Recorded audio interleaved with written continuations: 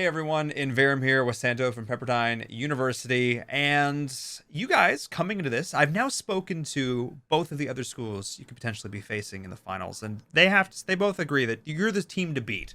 Why is that? What makes Pepperdine the team to beat in the West Coast Conference?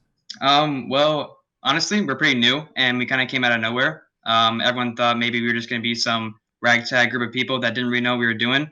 And I think we really surprised everyone when we took the preseason win at the WCC tournament. And I think that just really shocked everyone overall.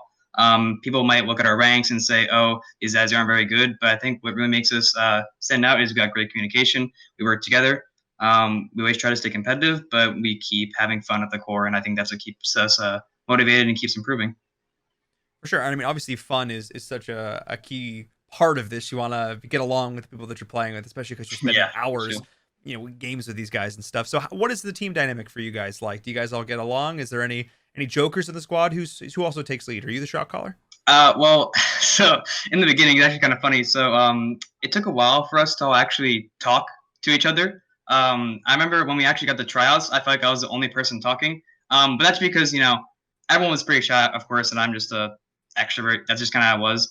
And I didn't really want to be the shot caller when we first got to the team, because I felt like my knowledge was not on par to some other players. But we worked it out, and we just combined some people here and there. We took it game by game, play by play. Team dynamic is great though. We'll have scrim days and VOD reviews, and whenever we're not doing that, sometimes we'll just hop in some flex, normals, ARAMs, and just kind of do whatever we want. We want to balance the competitiveness and the fun, or else it's going to be kind of bland and everyone gets too hard on each other, and it's we just try to keep it really happy and just light environment. Oh, for sure. It's really crucial to sort of have that environment. And I know for some of these schools, they've got facilities on campus where they can practice and where they can play. Do you guys have that at Pepperdine? Can you physically sit next to each other while you're We playing? can we can physically sit next to each other, except it's actually in our like kind of computer lab in school. We don't have a designated esports section because our program just started this year. But the school is gracious enough to give us a space to use for about 3 to 4 hours, 2 days a week. That's where we started from. They got us like decked out with like Alienware and hypers and all that stuff. So Oh, they gave wow. us, Okay. they gave us plenty of stuff to work with, and there wasn't much complaint at the beginning. So, and now that we're home, it's a little bit different, but we were still doing well at school. That's awesome. And of course, obviously things have changed now. People are not in their sort of normal environments. They're back home, they're remote. How has that sort of like affected your team? Obviously having each other, having the sense of community can make it a lot easier in a lot of ways. How have you guys transitioned to going remote?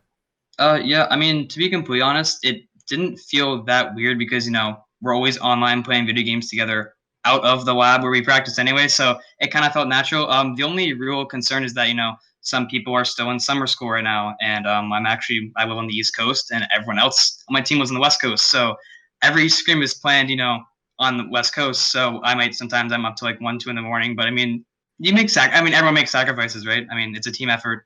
You can't just like one person, like everyone's there for me at the same time. Like we understand it's late for you, but like we're super glad you're here and pulling through and everything. I mean, that's the biggest adjustment is that it just takes a while to make sure everyone's schedule is aligned and everything. So, but playing from home, otherwise, perfectly normal. Just how to play video games with friends and stuff. That's awesome. No, I mean it's obviously time zones can be a bit of a pain in some instances, but For it's sure. it's cool that everybody else is sort of adapting to that and that you're able to adapt as well. Going into this, obviously the top three teams have made it here to this point. They're going to be competing in our finals. We're really happy that we could kind of help do this with you in the West Coast Conference to really kind of put a capstone, like an end on this season for you guys and sort of resolve it as best as we can. But looking at the other two schools, who are you most looking forward to playing? Honestly, I don't even know if I can give a definitive answer because how pretty much how we take every scrim set, every match, we take them all equal levels of seriousness and competitiveness. I wouldn't even say at this point we have a true rival. We saw back in like in the WCC with champs like USF, where we thought like, oh man, this is a real tough contender and stuff like that. And the games went the way they did, and it was a great set and everything. And we were just as happy to like win there. So I wouldn't say there's one team in particular I want to face against. Rematches would be amazing. And I'm sure that they're not underestimating us this time around because we're sure definitely here to compete. Yes, definitely not. No underestimating happening this time around, but everybody's really excited for these matches, and we are super excited as well. Obviously, again, the fact that we were able to finish out this, it's not C-Law, but the ESL collegiate season was fantastic. How much does it mean to you to know that the West Coast Conference, like not the schools as well, as I smashed my microphone, the schools as well, but the West Coast Conference, like the conference has your back? How cool is that?